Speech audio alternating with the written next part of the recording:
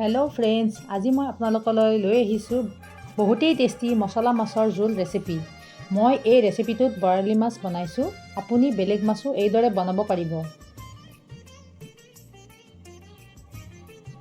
আহকচোন চাওঁ মাছটো কাটি বাছি লৈ ৰেচিপিটো কেনেদৰে বনোৱা হৈছে।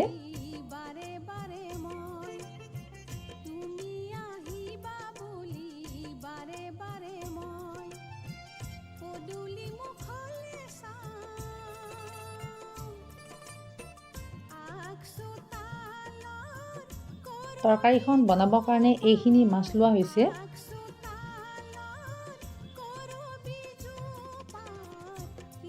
মিডিয়াম সাইজৰ 5টা পিঁয়াজ, বগা সৰিয়হ, আদা নহৰু, জলকীয়া, মিঠাতেল, গুড়ি মছলা লোৱা হৈছে।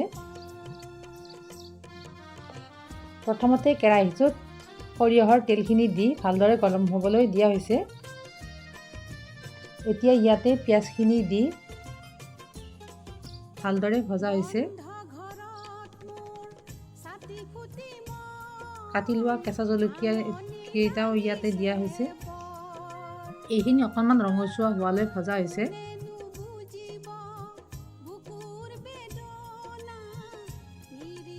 এতিয়া ইয়াতে জলকীয়া গুড়ি, হালধি গুড়ি, নিমখ দি এনেদৰে ভালদৰে ভাজি লোৱা হৈছে। এয়া গুড়ি মছলা, জিৰাৰ গুড়ি, ধনিয়া গুড়ি, সেইখিনিও এনেদৰে অকণমান ভাজি ল'ব লাগিব। এতিয়া ইয়াতে মাছখিনি দি দিয়া হৈছে। মাছখিনি এনেদৰে তেলত অকণমান সময় ভাজি ল'ব লাগিব।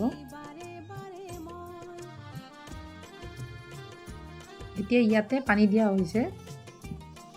পানীখিনি উতলাৰ লগে লগে ইয়াতে সৰিয়হ পিচাখিনিও দি দিয়া হৈছে।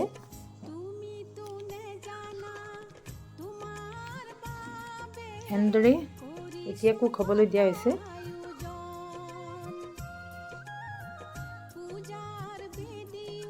এয়া মাছৰ জোল ৰেচিপি বনোৱা হৈ গ'ল।